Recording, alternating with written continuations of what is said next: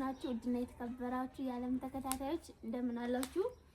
ባለፈው ዳጣ አሰራር ብላችሁ ነበርና ዳጣ አሰራር ዛሬ ቡና እያፈላን አሳያችኋለሁ ማለት ነው።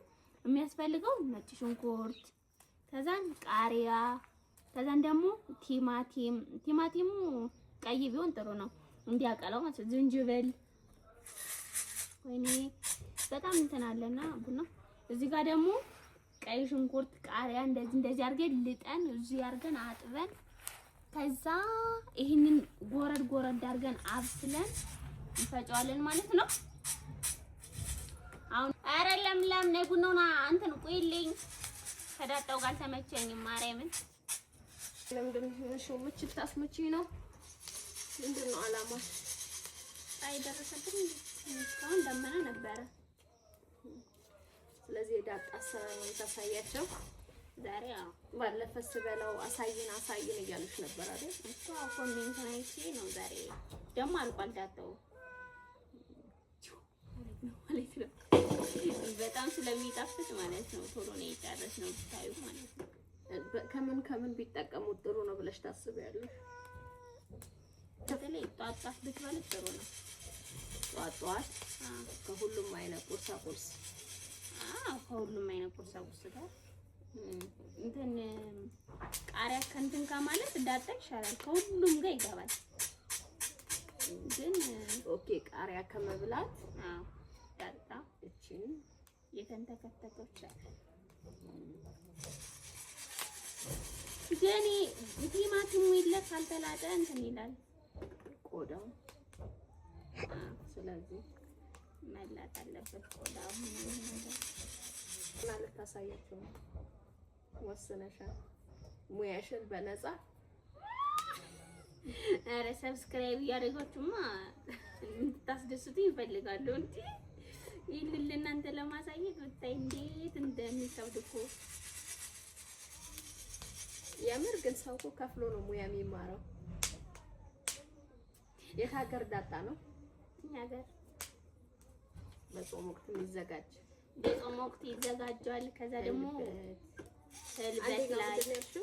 እልበት ላይ ምናምን ብቻ ክረምት ላይ ደግሞ በድንች ምናምን እንበለዋለን። ኦኬ ክረምት ላይ በድንች ከዛ ከህልበት አጠገብ የሚቀመጥ ህልበት ያ ሊጡ ነው አይደል? እልበታው ሊጥ ነው ይመስላል። የሆነ ጊዜ ሰርተዋልኝ ይጣፍጣል። ግን ማርያምን ግን በመጀመሪያ የጤፍ ሊጥ ነው የመሰለኝ።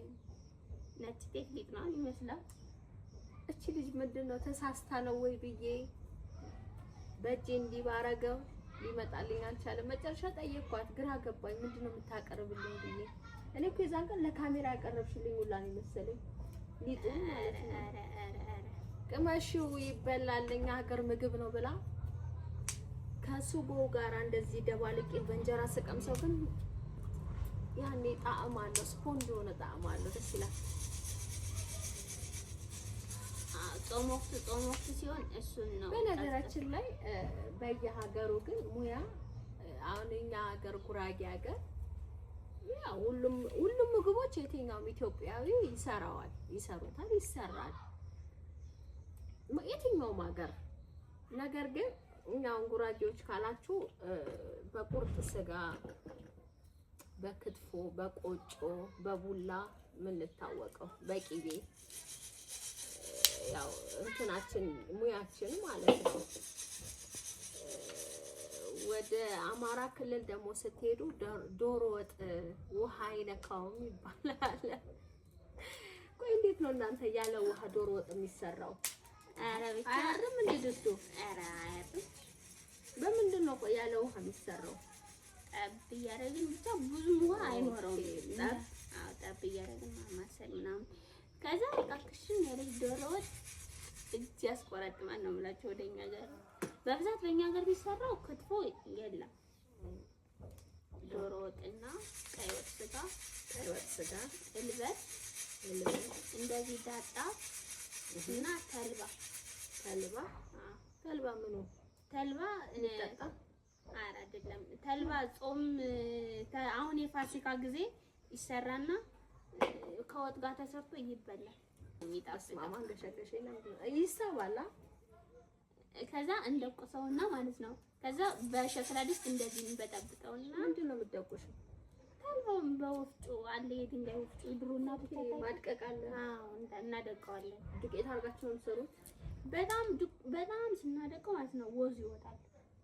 እና ያንን ተልባ ዘይት፣ የተልባ ዘይት፣ ተልባ በቃ ኖርማሉ ስንደቁሰው ዘይት በቃ ቅባት ይወጣዋል። ተልባውን አንድ ላይ እንፈጫለን። በሸክላ ድስት በጥብጠን ለጨጓራ ጥሩ ነው ይባላል በነገራችን ላይ። እንዳሞክረው ለሊት አታቀርቢው። ኧረ እኔ አልሞክረውም።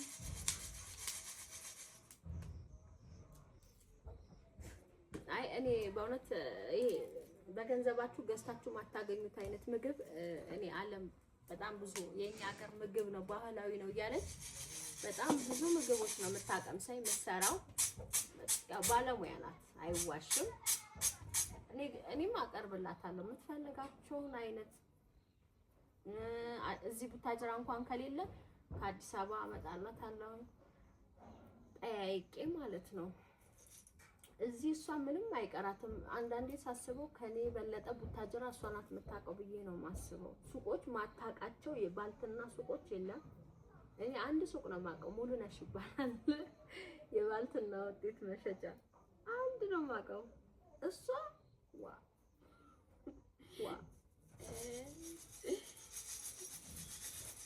እና በጣም ጎበዝ ናት፣ ስማርት ናት። መርቁ። ጉራጌ ነሽ ወይስ አማራ? መርቁ፣ መርቂ። እሱ ለብቻ መርቂበት፣ ይሄ ለብቻ መርቂበት።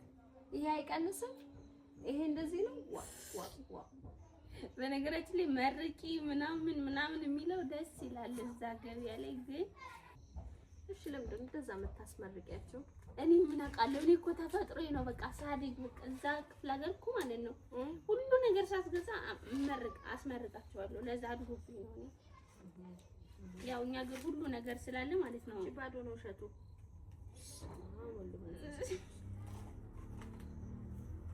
እንትን ነው ገና እያፈራ ነው እኮ ነበረ። አልሞላም።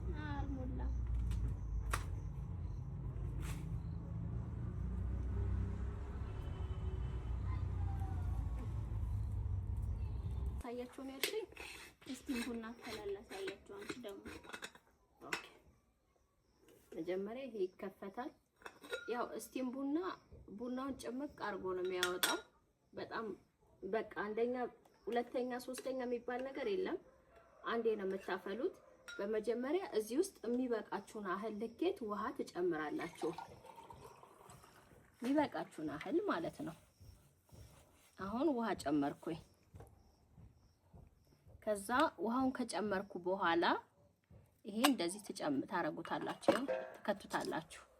ከዛ ለዚህ ውሃ የሚበቃውን ቡና እዚህ ላይ ታረጋላችሁ። ያ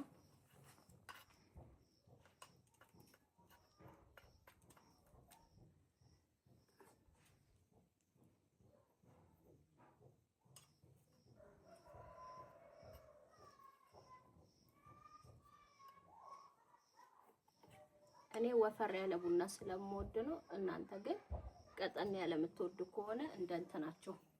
ነገር ግን ከዚህ ማለፍ የለበትም ቡናው። ያ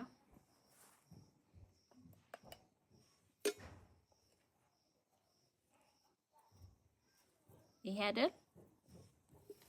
ከዛ እዚህ ውስጥ የራሱ የሆነ ወንፊት አለው። ይሄ እንደዚህ ካረጋችሁ በኋላ ያው እንደተዘጉታላችሁ። ከዛ በኋላ ትንሽዬ ከሰል እሳት ካለ እቺን ቀስ ብላ እንድትወጣላችሁ መጣድ ነው ማለት ነው። ይሄውን ያውን እዚህ ጋር ጥደዋለሁ፣ ይፈላል ማለት ነው። እስከዛኛ እሸታችንን እንበላለን። ይሄ ተረፈ ቡና ነው። ይህ ስራ ደግሞ ቲማቲም ይበቃዋል፣ ቃሪያ፣ ቀይ በርበሬ፣ ቀይ እንትን ስላለ ቀይ ቃሪያ ስላለ እጨምርበታለሁ። ሽንኩርትም በቂ ነው። ትንሽ ዝንጅብል ነው የሚያስፈልገው። በቃ ነጭ ሽንኩርት እየተፈጫለ እሱን አደርግበታለሁ። ዝንጅብሉን ጎረድ እያደረገ ነው ማለት ነው እንደ እንትን ማለት ነው። ቃሪያውና ነጭ ሽንኩርት ቃሪያውና ነጭ ሽንኩርቱ ዝም ብሎ ነው የሚደረገው። ይሄ ነው የሚቆራረጠው እንጂ አሁን ዘይት አደርጋለሁ ማለት ነው መጥበሻ ላይ።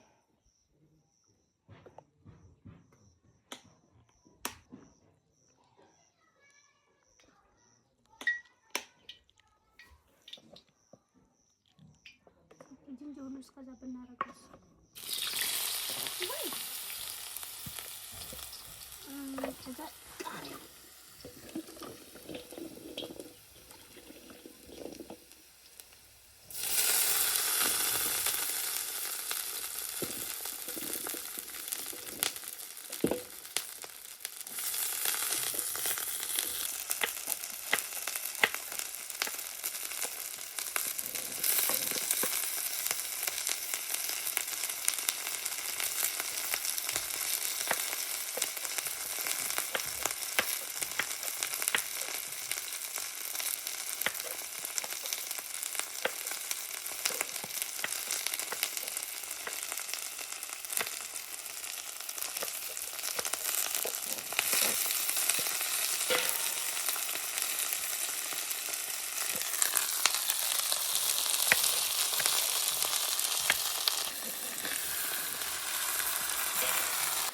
ነጭ ሽንኩርት ማለት ነው። እንትን እዚህ ጋር ያለው ስላነሳኝ ይሄኛውን ልጨምርበታለሁ ማለት ነው። በዋነኝነት የሚደረገው ቃሪያና ነጭ ሽንኩርት ያስፈልገዋል። ወይኔ በቢላዋ አላርገው መሰለኝ።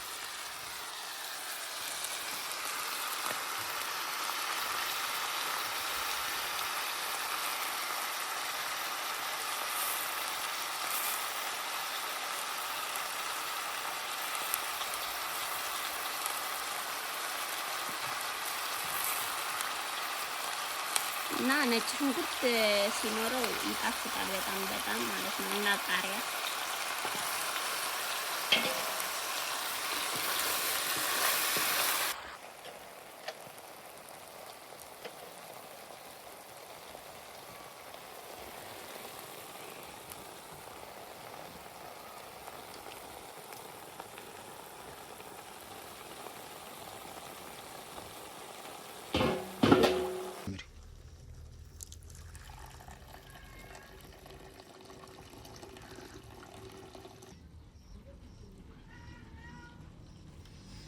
እና ቤተሰብ ይሄ ነገር ደግሞ ብዙ እንዳይበስልባችሁ እሺ፣ እንትን ይላል ቲማቲሙ ይማማባችኋል።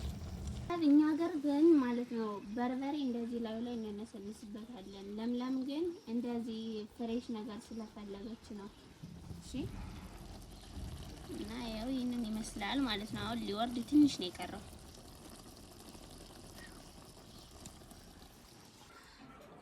እንግዲህ አሁን በርዷል። ምንም አይነት ውሃ አይገባበትም። ገባችሁ አይደል? ከዛን ወደዚህ ከትቼ መፍጨት ነው። በርዷል፣ በደንብ ቀዝቅዟል። በቂ ነው። ከተፈጨ በኋላ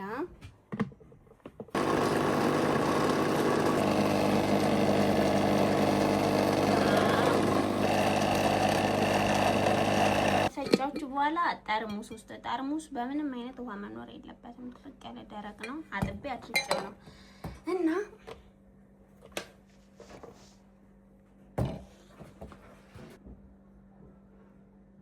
ይሄ ለ15 ቀን ነው። ግን ስታወጡ ማለት ነው እንትን ማንኪያው ውሃ መኖር የለበትም። ደረቅ ማንኪያ መሆን አለበት። ወይም እዚሁ ተቀማጭ ማንኪያ አፍታርጉበት ጥሩ ነው። እንዴት አያችኋት? አታምርም? በስማ ከለሯ ራሱ ማለት ነው። አሁን ይሄ ፍሪጅ ይገባል። በቃ 15 ቀን ያቆየናል። እና በቃ አሁን ፍሪጅ ነው የሚገባው። በረዶ ቤት አይደለም፣ ታችኛው ነው የምናስገባው። እሺ፣ እንደዚህ ነው ማለት ነው የሚበላው።